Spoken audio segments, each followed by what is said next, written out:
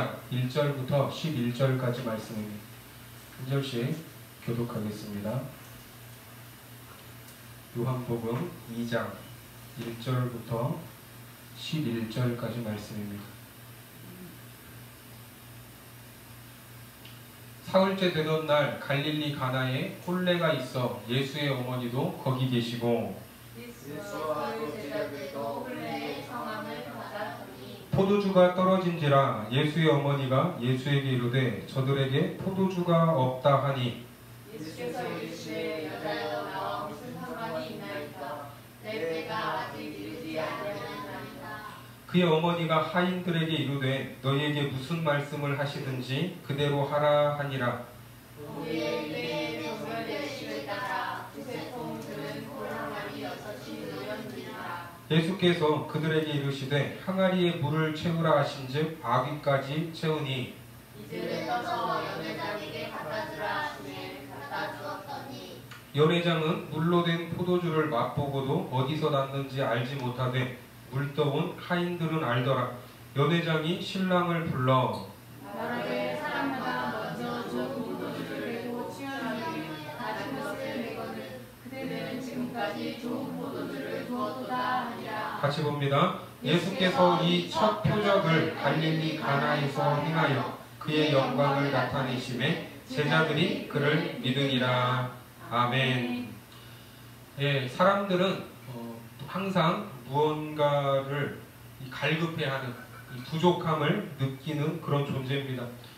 지금 우리나라 감독 때문에 베트남 축구가 아주 뜨거운데요. 우리도 2002년도 이 월드컵 때 히딩크 감독이 이끄는 대표팀이 당시 꿈에 그리던 이 월드컵 16강을 이루고 누구도 상상하지 못했던 8강에 올랐을 때 전 국민이 열광했습니다. 그런데 그때 이 히딩크 감독의 한마디가 또 모든 사람들을 더 열광하게 했는데 그때 뭐라고 했냐면 나는 아직도 배가 고프다. 여러분 다들 기억하시죠? 이 16강만 가면 더 이상 소원이 없을 것처럼 말했지만 8강에 오르고 그리고 4강까지 외쳤습니다. 그때 아마 우승을 했다면 그것으로 만족함이 있었을까요? 아닙니다. 여전히 우리는 배가 고프다고 하면서 다음 대회 우승, 월드컵 2연패가 이 목표라고 했을 것입니다. 아무리 좋은 것을 먹어도 많은 것을 먹어도 시간이 지나면 또 배가 고픈 것이 사람입니다. 우리 성탄절에 참 뷔페 배불리 먹었는데 한 하루 이틀 지나면 또 배고프잖아요. 자, 그래서 이 땅의 삶은 우리에게 진정한 만족을 다 채울 수 있는 곳이 아니라는 것입니다. 오늘 이 자리에 계신 여러분들도 예배 자리에 나오고 주님을 찾는 이유가 무엇입니까? 주님, 저는 너무나 잘 되고 있습니다. 이제 좀 그만 주셔도 됩니다. 우리 자식 이렇게 똑똑하지 않아도 됩니다. 축복은 이제 그만 주셔도 됩니다. 이런 분 계세요, 안 계세요? 아무도 없습니다. 다 가지고 있고 부족함이 없고 삶의 모든 부분이 만족하면 사실 하나님께 간구할 이유가 없습니다. 하지만 그렇게 부족함이 없는 사람들이 있어요, 없어요? 아무도 없다는 것이죠. 그래서 이런 말이 있습니다. 젊은 시절에는 놀러 다닐 시간도 많고 몇 날 며칠 밤을 새도 이 건강이 좋아서 끄떡이 없는데 결정적으로 뭐가 없죠? 돈이 없어요. 돈이 젊은 날에는. 예? 그리고 중년에는 이 건강도 있고 좀 돈도 조금 생기는데 일하느라고 뭐가 없어요? 시간이 없어서 하고 싶은 것을 다 못한다고 합니다. 그리고 노년에는 어떻습니까?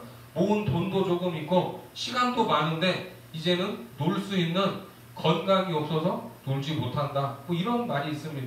물론 절대적이진 않지만 사람은 누구나 부족함이 있다는 뜻이죠. 그래서 세상에 뭐든 부족함이 없는 사람은 아무도 없습니다.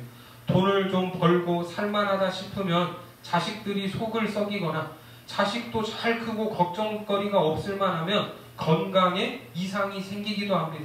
남부러울 것 없을 것 같은 재벌이라도 근심이 없는 사람이 아무도 없다고 합니다. 그 사람들도 나름 걱정거리와 근심거리가 있답니다. 그런 부족함과 근심, 내가 할 수 없는 일들로 인해서 우리는 주님을 초청해야 합니다. 주님을 오늘도 찾고 매일 우리의 삶 가운데 모셔야 될 줄 믿습니다. 오늘도 그 은혜를 사모하는 여러분들과 우리 교회 위에 우리의 결핍과 부족함을 아시는 주님께서 찾아오셔서 참된 만족을 주는 복된 날이 되기를 주님의 이름으로 축복합니다. 자, 오늘 읽은 본문은 우리가 많이 듣고 읽었던 내용 중 하나입니다. 가나의 혼인잔치에서 물이 포도주로 변하는 기적입니다. 이 혼인잔치가 무엇입니까? 혼인잔치는 일생에 한 번뿐인 중요한 이벤트입니다. 일생에 한 번만 하는 큰 행사죠. 요즘에는 간혹 이런저런 이유로 한 번 이상 하시는 분들도 계시지만 그래도 처음 결혼할 때부터 내가 이번에는 이 사람하고 한 10년만 살고 다음에는 다른 사람 만나야겠다. 자, 이런 마음으로 결혼을 하는 사람은 없을 것입니다. 여러분들도 이 결혼이 처음이자 이 마지막인 것처럼 내 평생 이 사람만을 사랑하겠다 하고 약속을 하고 검은 머리가 이 팥뿌리가 될 때까지 함께 하겠다 이런 다짐을 하면서 결혼을 하셨죠. 그렇죠? 후회하시는 분 계세요? 예? 그 예전에 그 뽀빠이 이상용 씨가 진행하던 이 늘푸른 인생이라는 프로그램이 있었습니다. 이 농촌에 살고 계시는 이 어르신들이 이제 출연을 했는데 대본도 없는 것 같아요. 그분들이 대본을 외울 리도 없고 그냥 즉석해서 이 인터뷰하는 이 꾸밈 없는 프로그램이었습니다. 어르신들이 그 나이에 누구 눈치를 보겠습니까? 그냥 카메라 앞에 서서 본인들 하고 싶은 말 다 하시고 추고 싶은 춤 다 추시면서 이 예측할 수 없는 분위기가 이 시청자들에게 재미와 감동을 줬는데 어느 날 이 부부가 된 지 70년 부부가 된 지 70년이 된 노부부가 출연을 하셨습니다. 이제 연세가 90이 다 훌쩍 넘으셨죠. 그런데 이 할아버지와 할머니 두 분 다 정정하셨습니다. 자, 그때 사회자가 할머니에게 질문을 하시는데 할머니, 다시 태어나도 할아버지랑 또 같이 살 거예요? 하고 질문을 하니까 그 질문에 대해서 할머니가 이렇게 대답을 했습니다. 아유, 처음에는 마음에 안 들어서 다른 사람도 생각해봤는데 내가 살다 보니까 다 그놈이야. 이렇게 대답을 하시더라고요. 다 그 사람이 그 사람이라고 합니다. 하나님이 짝지어주신 내 남편, 내 아내가 최고인 줄 믿으시기 바랍니다. 자, 이처럼 쉽게 바꿀 수 없기 때문에 결혼식은 일생에 한 번뿐이고 중요한 일입니다. 그래서 결혼식은 어떻게든 아름답게 하고 또 좋게 하려고 하죠. 제 여동생이 결혼할 때 이 자기가 이 생각하고 구상한 이 결혼식 시나리오가 있더라고요. 일단 신앙생활을 하니까 장소는 당연히 교회여야 되는데 그때 출석하는 교회가 이 옛날 건물, 이 검갈색 벽돌로 지어져 있어서 사진을 찍으면 이게 사진이 어둡게 나오는 거예요. 우중충하게. 그래서 그런 고민이 있었습니다. 그리고 두 번째는 담임 목사님의 주례를 받으려고 하는데 결혼 날짜를 정해놓고 그날의 주례를 부탁했더니 교회 행사하고 겹쳐져 있었어요. 또 그것뿐만이 아니라 이 살고 있는 도시에도 사진관이 많이 있는데 굳이 다른 도시의 사진관까지 이 1시간 넘게 차를 타고 다니면서 웨딩 사진을 찍었습니다. 거기에다가 이 결혼식 장소에 이 하객들 식사는 값이 싸면서 동시에 또 맛이 있어야 되고 드레스도 한 번 입는 거기 때문에 디자인이 어때야 되고 뭐 젖대야 되고 이런 여러 가지 시나리오가 있었어요. 옆에서 지켜보는 저는 야, 그런 거 아무 의미 없다. 그거 대충 해라. 결혼사진? 한 5년 지나면 그거 보지도 않는다. 이렇게 대놓고 말을 하고 싶었지만 그래도 결혼식은 신랑 신부에게 있어서 일생일대의 희열이 있는 사건이기 때문에 굳이 말하지 않았습니다. 그런데 결국 담임 목사님 일정에 맞춰서 결혼 날짜도 옮겼고요. 값싸고 맛있는 식당이 붙어 있으면서 동시에 사진빨도 뽀샤시하게 잘 나오는 잘 지어진 교회의 예식홀을 빌려서 결혼식을 올렸습니다. 자, 아무튼 이것이 결혼식을 준비하는 신랑 신부의 간절한 마음이 아니겠습니까? 자, 오늘 본문에 나오는 결혼식, 동서고금을 막론하고 이 혼인집에도 정말 멋진 결혼식을 하고 새로운 가정으로 시작하고자 하는 신랑과 신부가 있었을 것입니다. 보통 이스라엘에서는 혼인잔치가 일주일 동안 진행이 되면서 신랑 신부도 이 기간 동안 혼인잔치를 즐기게 됩니다. 마을 사람들도 잔치 기간 동안 새로운 가정을 이룬 신랑 신부를 축복하고 함께 잔치에 참여를 합니다.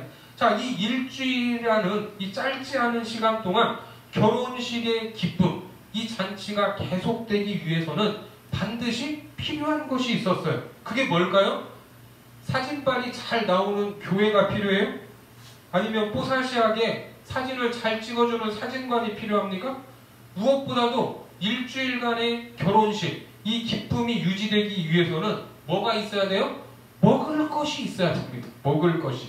여러분, 결혼식에 갔는데 축의금도 내고 결혼식 끝나고 그 식당 내려가 봤더니 이 식당에 음식이 다 떨어져 있으면 기분이 좋아요, 안 좋아요? 분노가 올라오죠. 분노가. 예? 결혼식 당일에 신랑 신부는 밥을 먹지 않아도 배부르겠지만 하루 이틀이 아니라 이게 며칠이라고요? 일주일입니다. 일주일 동안 혼인잔치가 계속돼요. 이 혼인잔치를 즐기기 위해서는 음식이 있어야 기쁨의 잔치가 될 수 있습니다. 그런데 오늘 이 가나의 혼인잔치에 뭐가 떨어졌어요? 포도주가 떨어져 버렸습니다. 3절에 보니까 포도주가 떨어진지라. 손님을 불러놓고 포도주가 떨어졌다는 것은 즐거워야 할 이 혼인잔치의 흥이 깨지는 사건입니다. 잔치가 계속될 수 없다는 그런 의미이기도 합니다. 계속되어야 할 잔치의 기쁨이 끝나버린 것입니다. 자, 이제 기쁨이 사라지고 가라앉을 수밖에 없는 이 잔치집의 분위기. 그러면 이 사건이 무엇을 상징을 하는가?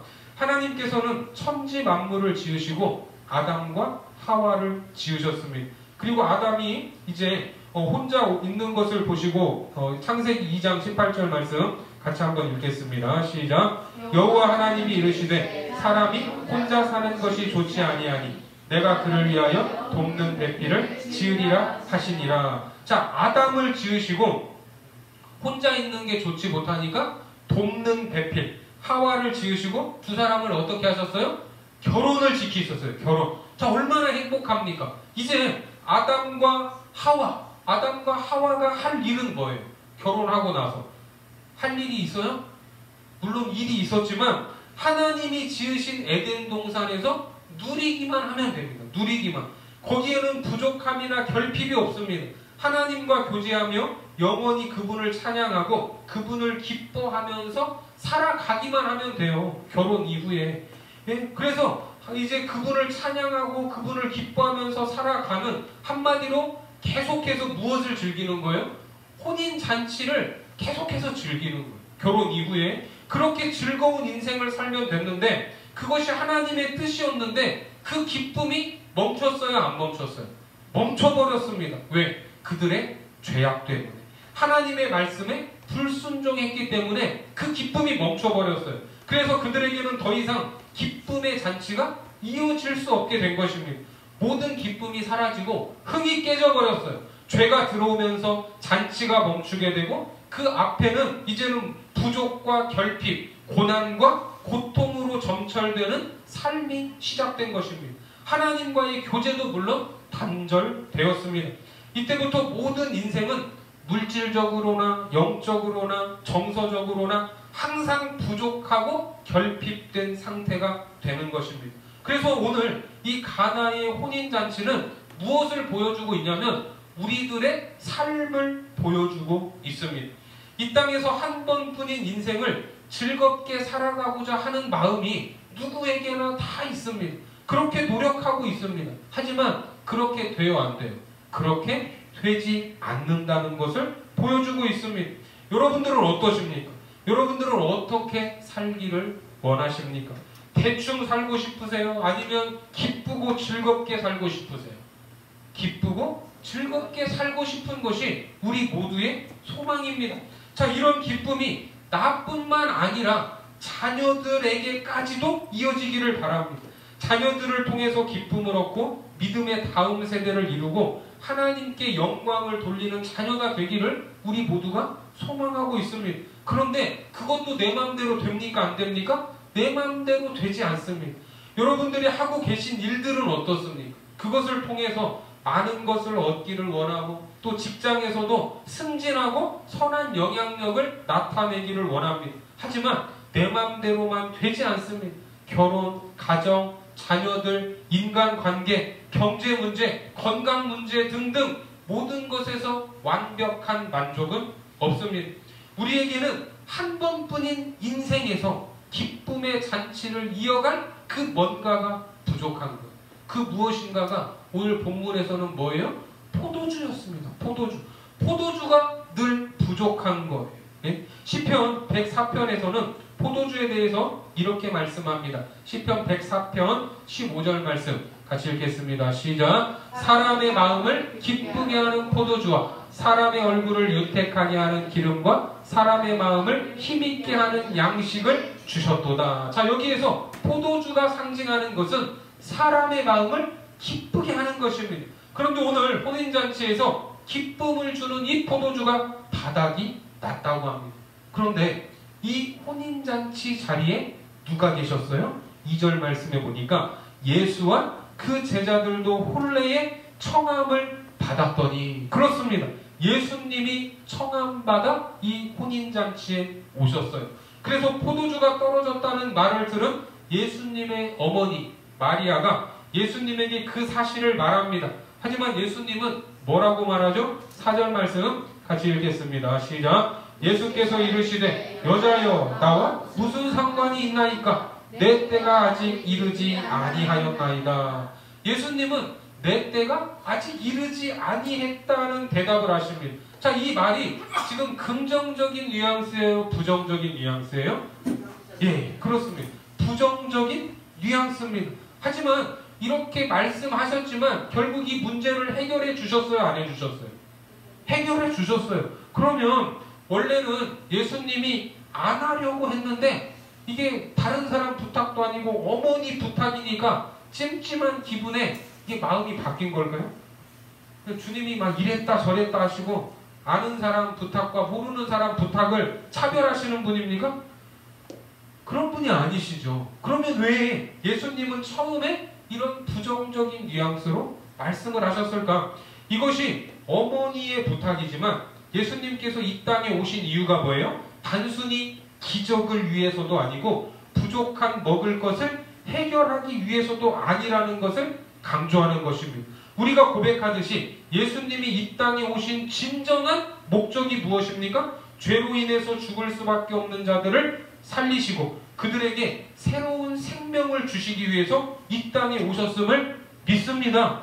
순간적이고 표면적인 기쁨을 주는 것이 아니라 영원하고 진정한 기쁨을 주시기 위해서 주님께서 이 땅에 오신 거예요. 자, 이런 영적인 의미를 부여하시고 물을 포도주로 만드신 것입니다. 그리고 포도주가 떨어져서 기쁨이 끊어진 잔치를 다시 이어가게 하시는 거예요. 우리가 잘 알듯이 오늘 기적은 공생의 기간, 예수님이 이제 공생애를 시작하시면서 첫 번째로 행하셨던 기적입니다. 자, 무엇이든지 첫 번째 이 사건은 상징적인 의미가 있을까요? 없을까요?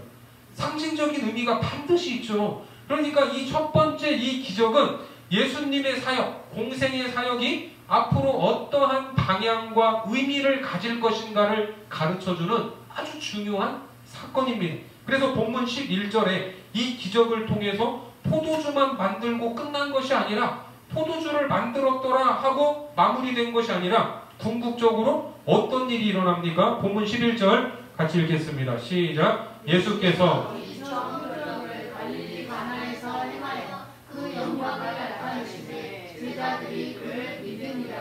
아멘. 자, 그 영광을 나타내시고 제자들도 예수님을 믿게 된 겁니까? 그러니까 앞으로 이 사역을 통해서 예수님이 주시는 기쁨은 영원한 것임을 보여주셨는데 이 자리에서 만드신 포도주는 장차 예수님이 십자가에서 흘려야 할 보혈의 피를 예표하는 것입니다. 마태복음 26장 27절과 28절 말씀 같이 한번 읽겠습니다. 시작. 또 잔을 가지사 감사기도 하시고 그들에게 주시며 이르시되 너희가 다 이것을 마시라.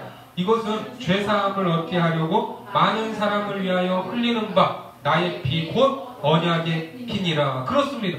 우리를 위하여 흘리신 예수 그리스도의 보혈, 포도주로 상징되는 그 피로 인해서 우리가 단절됐던 하나님과 영원한 교제를 다시 누릴 수 있고 영원한 기쁨을 누리게 된다는 것을 보여주고 있는 것입니다. 그렇게 영원히 좋은 것을 주시기 위해서 오신 예수님께서 만들어주신 그 포도주 맛이 어떤 맛이었는가? 9절과 10절 말씀 같이 읽겠습니다.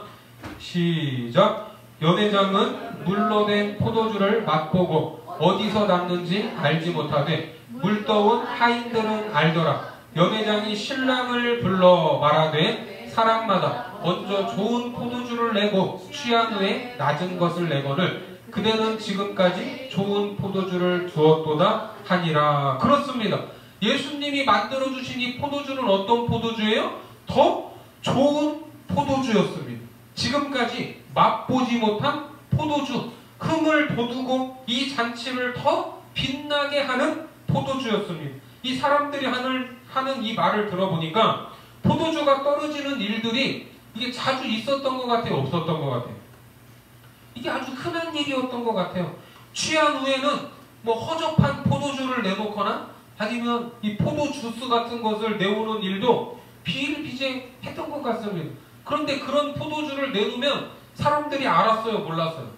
다 알고 있었어요. 예? 그동안 뭐 알고도 모른 척을 했는지 그냥 속으로만 욕하고 있었는지. 그런데 오늘 예수님이 만들어준 포도주는 그 맛이 장난이 아니다. 이렇게 감탄을 하면서 신랑을 불러서 칭찬을 하고 있습니다. 이 포도주가 얼마나 맛있어. 예? 예? 포도주가 입맛을. 예? 자, 그러니까 이 바닥난 포도주를 사람의 능력과 힘으로 어떻게든지 채울 수 있습니까? 없습니까? 예? 채울 수 있어요. 어디서 포도주를 빌려오든지 사오든지 포도주에 물을 타서 이게 양을 늘리든지. 그런데 사람들이 느끼기에 그것은 좋은 포도주였어요? 아니었어요? 아니었어요. 나중에 맛없는 포도주를 먹는 사람들은 그 포도주를 마시기는 하지만 이미 그 흥이 떨어질 수밖에 없었습니다. 그냥 먹는 것. 알면서도 어쩔 수 없으니까. 하지만 오늘 예수님이 주신 것은 달랐습니다. 세상의 것과 비교할 수 없었습니다. 이전보다 더 큰 기쁨을 주는 것이었습니다. 이것이 우리가 믿는 주님의 능력입니다. 신앙생활을 하면 점점 더 좋아지고 시간이 가면 갈수록 더 큰 기쁨이 넘쳐야 됩니다. 오늘 여러분들이 가지고 있는 인생의 문제, 바닥난 포도주가 있을 것입니다. 그 문제들을 어떻게 해결하려고 우리는 노력을 하고 있는가? 이것이 시간이 가면 해결될 수도 있고 이렇게 저렇게 노력하고 머리를 쓰면 실마리가 잡힐 수도 있습니다. 아니, 해결된 것처럼 보일 수도 있습니다. 하지만 그것은 어떤 포도주예요? 맛이 안 좋은 포도주일 뿐입니다. 해결된 것처럼 보이지만 이미 이전 같은 기쁨을 누릴 수는 없습니다. 더 좋아지지 않았어요. 근본적 해결이 안 된 것입니다. 하지만 우리의 문제와 부르짖음에 누가? 예수님이 오시면 내가 준비하고 노력한 것과는 비교되지 않는 큰 기쁨과 만족이 있음을 믿으시기 바랍니다. 특별히 오늘 2018년도의 마지막 주일입니다. 이 요즘 같은 분위기에는 교회 10개가 교회를 개척하면 이 12교회가 이 문을 닫을 정도로 지금 척박한 현실입니다. 그런데 어떻게 우리 길가운 교회가 지난 4월에 세워지고 기쁨과 감사로 한 주, 두 주 지내다 보니까 또 한 달, 두 달 지내다 보니까 이제 오늘로써 9개월을 가득 채웠습니다. 이제 2019년도로 넘어가면 이제 금방 설립 1주년이 되는 날도 다가올 것 같습니다. 모두가 여기 앉아 계신 여러분들이 일당 100의 마음으로 예배의 자리를 지켜주시고 또 기도와 헌신이 있었기에 가능한 일이라고 생각합니다. 그런데 아직도 우리에게는 부족함이 있어요? 없어요? 부족함이 많이 있습니다. 하나님께 구해야 할 것들이 한두 가지가 아닙니다. 그러면 우리는 어떻게 해야 되는가? 어떻게 해야 돼요? 예수님을 청해야 됩니다. 2절 말씀에 예수와 그 제자들도 혼례의 청함을 받았더니 우리들의 삶의 영역뿐만 아니라 우리 길가온교회, 우리 공동체에도 끊임없이 예수 그리스도를 청해야 될 줄 믿습니다. 그것이 근본적인 해결책이요, 지금까지 맛보지 못한 그 기쁨을 얻을 수 있는 유일한 방법이라는 것을 믿으시기 바랍니다. 지난 4월에 이 장소에 주님의 핏값으로 교회를 세우신 하나님은 여호와 이레의 하나님이십니다. 우리의 필요를 아시고 우리의 기쁨을 채워주시는 분입니다. 우리 삶의 모든 영역에서 부족한 포도주를 채워주시고 그 기쁨이 이어지도록 은혜를 주실 것입니다. 자, 이것을 위하여 마리아가 하인들에게 당부하는 한마디 말이 있었어요. 자, 본문 5절 말씀 같이 읽습니다. 시작. 그 어머니가 너희에게 무슨 말씀을 하시든지 그대로하라 하니라. 아멘. 자, 무슨 말씀을 하시든지 믿습니까? 사람의 방법과 사람의 생각과 사람의 계획이 아닌 주님이 하시는 말씀, 거기에 귀를 기울여야 됩니다. 우리를 감동하시고 우리 공동체를 깨닫게 하시는 그 음성에 민감할 수 있기를 바랍니다. 무슨 말씀을 하시든지 거기에 순종할 때 이전보다 더 좋은 것으로 채우실 것이라는 믿음, 무슨 말씀을 하시든지 순종의 결단으로 주님께 나아갈 때 우리가 기대하는 것보다 더 좋은 것으로 인도하실 줄 믿습니다. 그렇게 순종하는 사람들만 이 놀라운 비밀을 알았어요. 9절 말씀 같이 읽습니다. 9절 시작. 연회장은 물로 된 포도주를 맛보고 어디서 났는지 알지 못하되 물떠온 하인들은 알더라. 이것이 주의 말씀을 경험하는 것입니다. 여러분 모두가 주님이 주시는 기쁨과 그 비밀까지도 경험하는 그러한 복된 주님의 자녀들이 되기를 축복합니다. 자, 하지만 이 땅에서의 삶은 죄로 인해 언제나 결핍과 부족, 근심과 고통이 있을 수밖에 없습니다. 늘 뭔가가 부족해요. 그래서 영원한 천국에서 영원한 기쁨을 누리게 하려고 예수님이 오셨다는 것을 오늘 가나의 혼인잔치에서 물이 포도주가 되는 기적을 통해 보여주시는 것입니다. 이처럼 예수님을 청했을 때 이 땅에서 포도주로 상징되는 기쁨을 주시고 이 땅의 삶이 끝나는 날에는 이 포도주가 상징하는 예수 그리스도의 보혈, 그 보혈의 공로로 영원한 천국으로 인도하십니다. 그래서 주님이 재림하시는 그날 세상을 심판하시려고 만왕의 왕으로 오시는 그날에도 무슨 잔치가 열린다고 하죠? 혼인잔치가 열린다, 이렇게 말하는 거예요. 자, 계시록 19장의 마지막 그날에 대해서 말씀하고 있습니다. 계시록 19장 6절부터 9절까지 말씀 한 절씩 교독하겠습니다. 또 내가 들으니 허다한 무리의 음성과도 같고 많은 물소리와도 같고 큰 우레소리와도 같은 소리로 이르되 할렐루야, 주 우리 하나님 곧 전능하신 이가 통치하시도다. 우리가 즐거워하고 크게 기뻐하며 그의 영광을 돌리세. 어린 양의 혼인 기한이 이르렀고 그의 아내가 자신을 준비하였으므로 그에게 빛나고 깨끗한 세마포 옷을 입도록 허락하셨으니 이 세마포 옷은 성도들의 옳은 행실이로다 하더라. 천사가 그에게 말하기를 기록하라. 어린 양의 혼인잔치에 청함을 받은 자들은 복이 있도다 하고 또 내게 말하되 이것은 하나님의 참되신 말씀이라 하기로. 아멘. 그 재림의 날, 영광스러운 날에도 어린 양의 혼인잔치가 있습니다. 아담과 하와가 실패했던 혼인잔치를 다시 회복시키시고 온전하게 하시는 어린 양 예수님과 신부로 준비된 우리들과의 혼인잔치가 있는 거예요.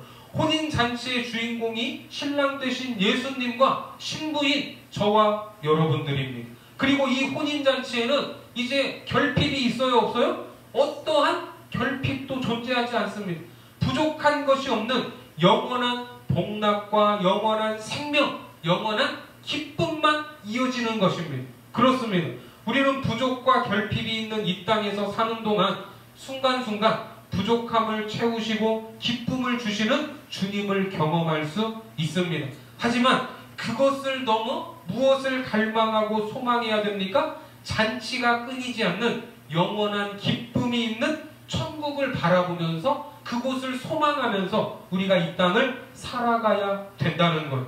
내 영혼의 진정한 만족과 기쁨은 오직 주님밖에 없다 하는 이 고백을 주님께 올려드릴 수 있기를 바랍니다. 그 주님이 오늘도 우리의 형편과 처지를 아시고 우리의 부족과 결핍을 채워주시는 분이십니다.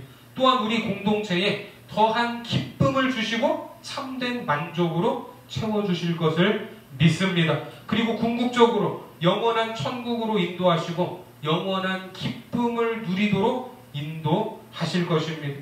주님의 거룩한 신부로 신랑이 되시는 주님을 오늘도 내일도 사모하시기 바랍니다.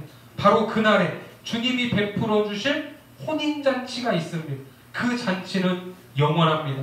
본문 11절 같이 봅니다. 시작. 예수께서 이 첫 표적을 갈릴리 가나에서 행하여 그의 영광을 나타내시매 제자들이 그를 믿으니라. 제자들이 그를 믿으니라. 이 믿음으로 2019년도에도 우리 삶의 모든 영역에 예수를 초청하여 그 영광을 경험하고 참된 기쁨을 누리는 우리 길가온 교회와 하나님의 귀한 자녀들 되기를 주님의 이름으로 축원합니다.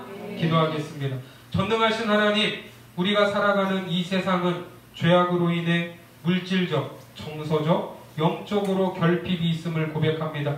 그런 세상에서 우리의 필요를 아시고 채우시는 하나님, 우리의 참된 만족과 기쁨이 되시는 예수님을 우리 삶에 초청하게 하셔서 부족과 결핍이 기쁨과 만족으로 변화되는 귀한 역사를 경험케 하여 주옵소서. 특별히 지난 4월 길가온 교회를 세우시고 지금까지 인도하신 은혜를 감사합니다.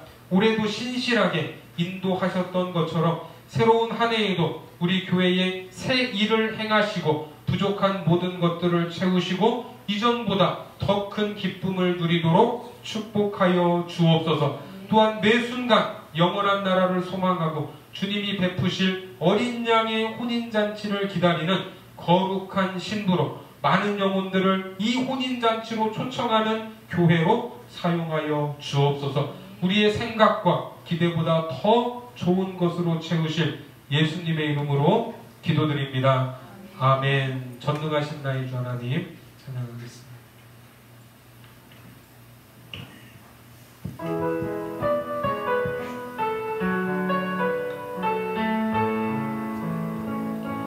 전능하신